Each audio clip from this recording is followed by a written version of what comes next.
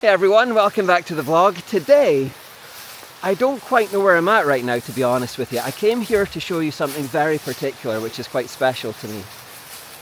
But I ended up taking this little bit of a detour, and I've ended up in a place that I've never been before.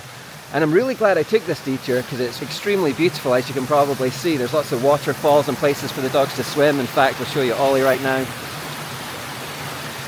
Well, Ollie was just in the swimming. Is that fun, Ollie? Yeah! And there's waterfalls up in that direction. I think we're going to walk up that side now and see what's up there. But this is my first time in this little bit. So anyway, we'll get to the thing that I was going to show you in a little while, but we're going to explore this first and see where it leads.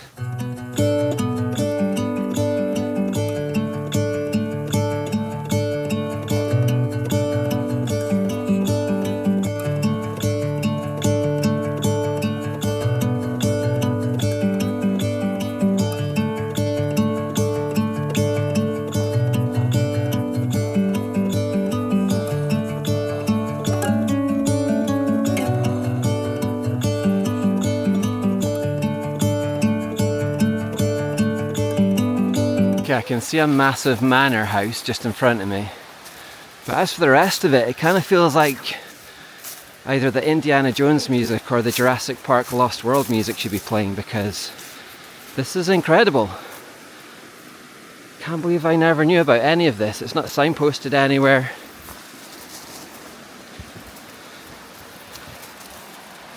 What even is this?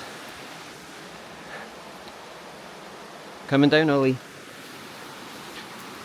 Do I trust this bridge? It's quite high up and it's quite shaky. Look at this, it's like some kind of Jurassic Park jungle. And what is this house up ahead? It's got a massive defensive wall here. Oh, it's got security cameras up there as well. Am I going to get somebody coming after me in a second here?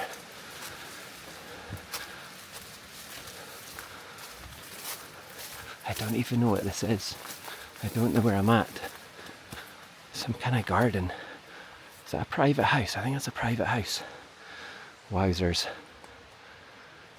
Hey pups, this way. We better not go in there. Back across the bridge we go.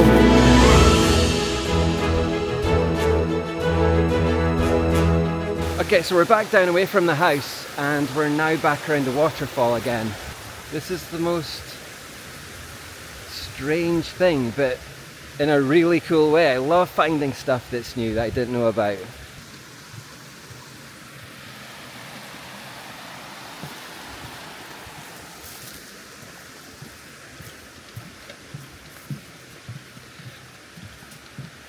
Let's have a little look in here.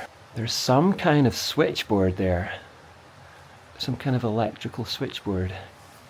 You see those big handles? You push them up and down. A wee table. An umbrella. Some kind of pipe around there. This has been some kind of industrial area at one point, by the looks of it. Maybe some kind of mill. Put the empty filter back on as we go back outside. I'm just so curious about this. I hope you guys are finding it interesting as well. Okay, let's try and put things together. What have we got here? We've got a massive house up on the hill there in the middle of a forest. We've got waterfalls. We've got the most scenic woodland. We've got a building back there with some kind of machinery, some kind of electrical machinery in it with switches and stuff. And there's another one that's coming up down ahead. If you know what this is, then let me know in the comments, because I don't know what I'm looking at here. Maybe it's not that mysterious. Maybe it's just, you know, a private hydroelectric plant for the big house or something. I don't know. But if you know what I'm looking at, then let me know, because I'm so curious. And there's another building coming up right here, just ahead. And I can see a caravan through the trees as well. Let's see what this is all about though.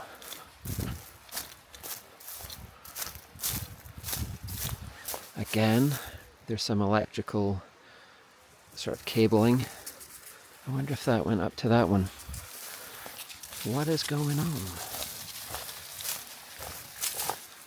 I'll take off the thing. Let's have a look inside. Looks like some kind of generator. What does that say? Thomas Parker Limited, Wolverhampton. A big pipe. Another light bulb. And some wiring. What's going on, eh, Raff Raff? I think I might get some wet feet here, but who cares? It's summertime.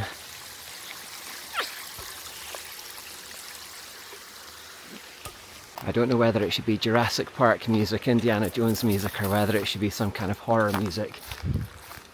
Because there's a caravan in the middle of the woods, and it's clearly being used, but it's camouflaged, so I don't think he's meant to be here. And there's a barbecue outside of it, and a deck chair. So I might be about to get murdered. I'll show you it.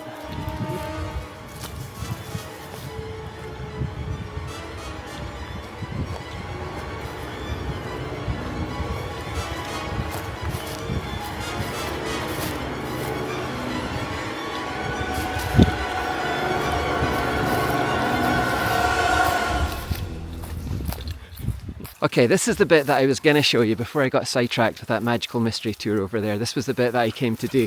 Hey, Oli Oli! He's so excited to be back in the adventures. So this, I don't know if it is for sure, but I like to think that it's an old medieval road because it leads to this old medieval church. And I just like to think of the pilgrims walking back and forth along this road. It looks like it was an old medieval road to me. It looks like it's well worn. But here we are!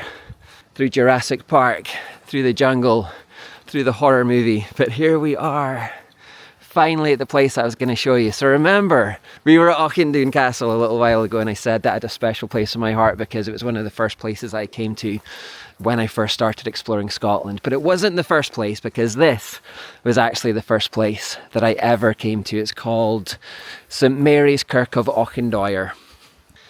And because Auchindoir Castle is up in that direction, so I was driving past this way and this was the first thing that I stopped at, and I remember thinking to myself, this is pretty cool. I mean, it's not quite as spectacular as Auchindoir Castle, but it's still pretty spectacular. And I just remember coming here and it was peaceful, and I just felt I'd been transported to another world. It's like I'd left the real world behind and I'd come to this medieval church, and it felt like I'd gone back in time. There's no signs of traffic, there's no signs of the modern life here. So it just felt like I'd been transported, and that's what I love the most about doing these explorations. So it's a medieval church, 12th or 13th century. We've got the detailing and the carving up there. And then above this one it says MAS, 1635. There was a bit of remodelling that was done a bit later on in the 17th century. And then as we come through this door, it is cared by Historic Scotland, so we've got the sign, St Mary's Church of Auchindoir. It says the ancient parish church was built in the 13th century. It was extensively altered in the 17th century, but with larger windows replacing all but one of the original lancets. And then it talks about one of the features being that door, which we just saw, and the other feature being this thing over here, which is where the consecrated host was apparently kept when it was a Catholic church. Eventually it was turned into a Reformed church in the 1500s, but originally it was Catholic. So I'm not going to read out this sign, but it just talks about the sacrament here. Actually, I'll pause. You can pause it if you want. I'll just kind of hold it here, and you can hit pause if you want to read that. And then we've got this, which is medieval, and again we've got the detailing and the carving, and that's kind of like a little cupboard, I suppose, that would have been originally. And then we've got this, which says 1580. I think that says MES, which is the same initials as above the door, so presumably that's something to do with the person that built it. We've got some crests up there that say 1557 as well. So yeah, it was originally a Catholic church, but then became Reformed. You would have had the beams going into those little bits there, so that would have been an attic. You've got the bell up in the tower there. And there's just something about this place which I just find really enchanting. It's very peaceful. I just like being here. Whenever I pass by, which isn't often, but whenever I do like to stop here and take it in. And I can almost see them, you know. I can almost see the people coming in their Sunday best. And their Sunday best isn't that spectacular because they're quite poor people that come here in the medieval times. In fact, all through the centuries probably, they're not rich people that come to this church. They're quite poor, but they live simple lives, but they're happy lives in my mind, because I tend to romanticize things. They've got ruddy cheeks because they're farmers. They've got farmery hands, big kind of farmery hands. And the ladies are here wearing their hats, and the kids are running around and going down to the stream and being shouted at by the women because they might get their Sunday best, all covered in mud. And they're standing outside after the church and they're having a wee chat there, and the bell's going and there's a bit of a chatter in the air, and it's full of happiness and joy. And they're about to go back to their simple lives where they're going to have a nice plate of stew, or maybe mince and tatties and neep, or maybe vegetable soup, because they eat simple things, but they're good of heart. They have good hearts in my head. And I think in real life they do, because they're coming to church and they're hearing their sermon and they're getting some moral instruction, and they're good people, they're good Christian folks, and they live their simple lives. And that's kind of what I see. I can almost see them as I walk around here, and I'm almost transported back to the medieval period. And they're sitting here in their pews as well. There's just a few pews. It's very cozy, maybe a few lanterns, a few torches. I go into a fantasy when I'm here. Yeah. Okay, we're gonna go. I think they're getting bored. Okay, they're getting worked up. I'm gonna have to go. But I hope you've enjoyed this little tour of St Mary's Kirk of Auchindoir.